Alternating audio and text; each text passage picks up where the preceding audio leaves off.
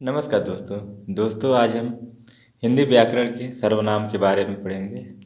सर्वनाम किसे कहते हैं तथा सर्वनाम कितने प्रकार के होते हैं।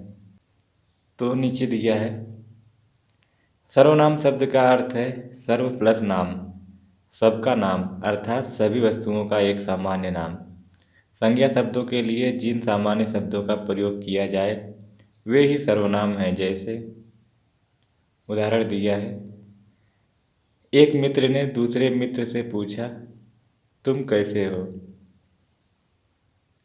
दूसरा है, सैनिक ने कहा, हे भारतवर्ष, तुम्हारे लिए मेरा संपूर्ण जीवन समर्पित है।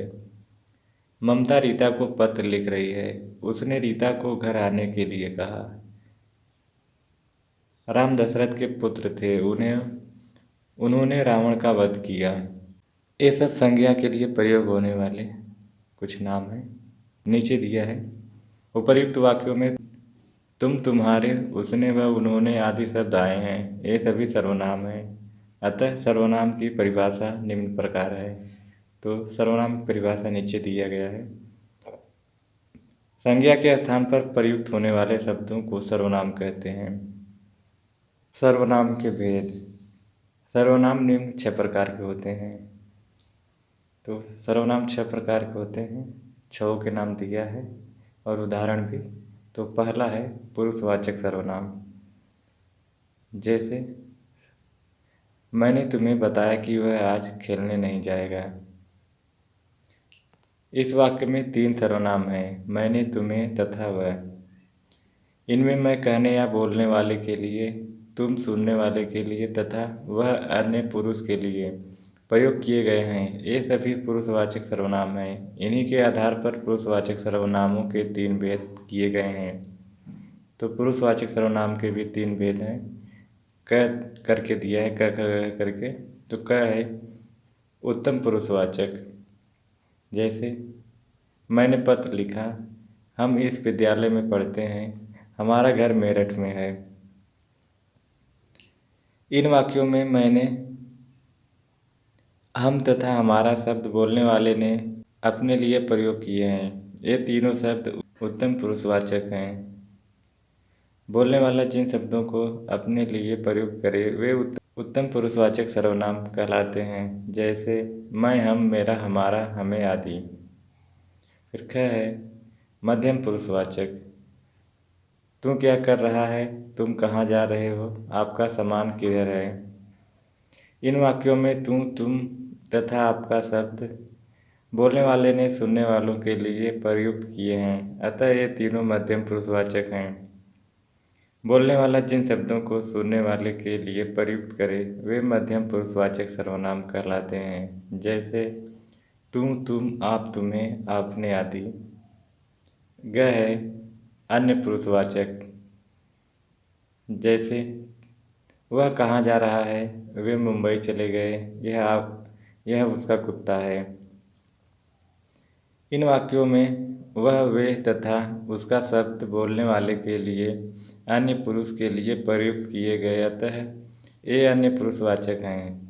बोलने वाला जिन शब्दों को न अपने लिए तथा न सुनने वालों के लिए प्रयुक्त करे बल्कि अन्य पुरुष के लिए प्रयुक्त करे वे अन्य पुरुषवाचक सर्वनाम कहलाते हैं। जैसे वह, उसने, वे, उन्हें आदि।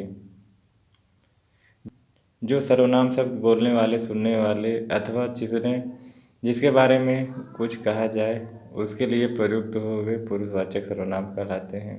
ये सब पुरुषवाचक सर्वनाम के उदाहरण थे। तो दूसरा है निश्चयवाचक सर्वनाम। जैसे यह मेरी पुस्तक है, वह रवि का घर है, यह तो राजेश है।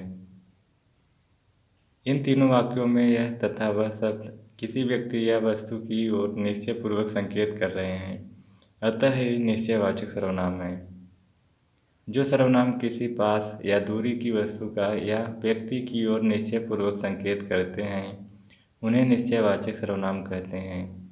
जैसे यह, वह, ये, वे निश्चयवाचक सर्वनाम को संकेतवाचक सर्वनाम भी कहते हैं।